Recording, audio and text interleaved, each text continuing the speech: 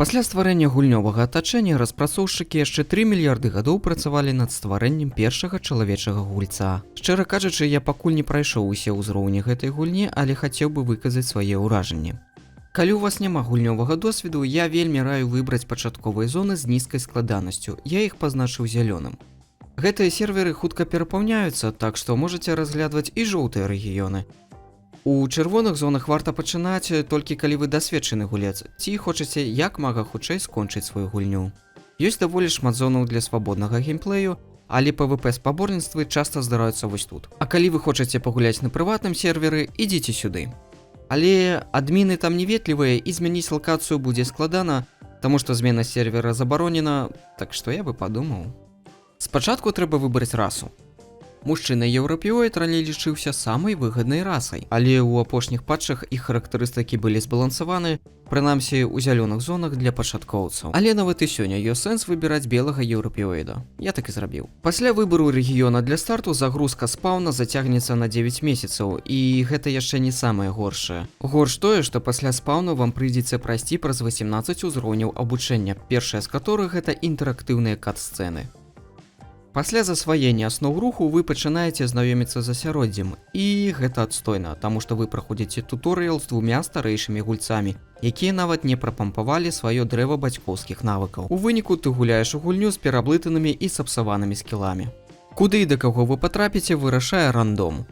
Першы ўзровень абучэння небагатыя на цікавыя здарэнні, але пасля 5 ці 6 ўзроўня вы анлучаце дрэвы ведаў і сяброўства, хаця і вымушаны праводзіць каля 6 гадзін у дзень у навучальнай акадэміі, каб апаць свае ўзроўні. Пры дасягненні 17 ці 18 ўзроўня туторыял можна лічыць скончаным, і першае, што вам прыходзіць у галаву пасля абучэння, тое, што вы не ведаеце, што рабіць апасля. Вам здаецца, што ўвесь туторыял быў створаны, каб прадаць вам даволі дарагія DLC каледжа ці універсітэта, але калі вы іх набудзеце, то вам адчыніцца доступ да фры-ту-плейнай частцы ў сярэдзіне гульні.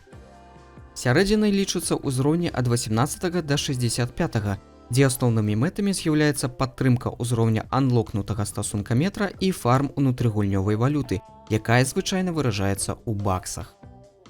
Што такое стасункаметр? Гэта убудаваная опцыя пошуку сексуальнага кампаньёна, каб вабіць з ім час і размножвацца. У некаторых фракцыях старэйшыя гульцы выбіраюць кампаньёна для вас самі, але ў большасці заходніх фракцый выбіраць прыходзіцца вам. Вы можаце падумаць, што ідэя неблагая, але справа ў тым, што ім прыйдзецца выбіраць цябе, што ў цэлым гучыць таксама добра, але геймплей можа зрабіцца больш цяжкім. Што тычыцца фарма ўнутрыгульнёвай валюты, агульнай стратэгіяй лічыцца абменьваць гульнёвы час на баксы. Некаторыя гульцы старанна фармяць, але шмат хто выкарыстоўвае скрыпты, афкашаць і іх ужо не адлічыць ад NPC. Так як мы гуляем у ММО, дакладных мэтаў тут няма, і час-почас у сярэдзіне гульні вам трэба самім прыдумаць, чым сябе заняць.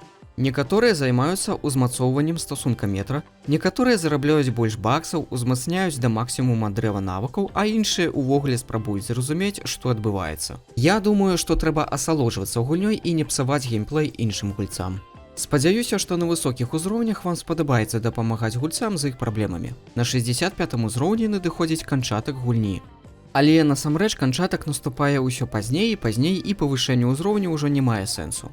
На высокіх узроўнях важным робіцца ваш стасункаметр і як далёка вы ўзмацнілі дрэвы навыкаў. У вас з'яўляецца час на даследаванне мапы, вы можаце рабіць тое, што хочаце. Справа ў тым, што на такіх узроўнях рабіць тое, што хочаш, ужо складана за шматлікіх багаў вашага персанажа. Праграмаванне персанажаў рэч складанае і не можа працаваць беспамылкова пасля такой колькасці ітэрацый. Пасля 80 ўзроўню пачынаюць з'яўляцца шматлікія памылкі, пакуль вы не пабачыце чорны экран і не скончыцца час гульні.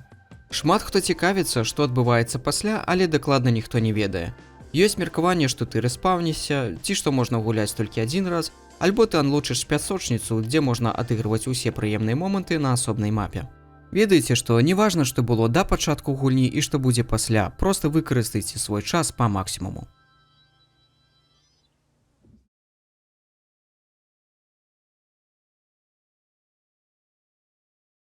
Карацей, 6 з 10.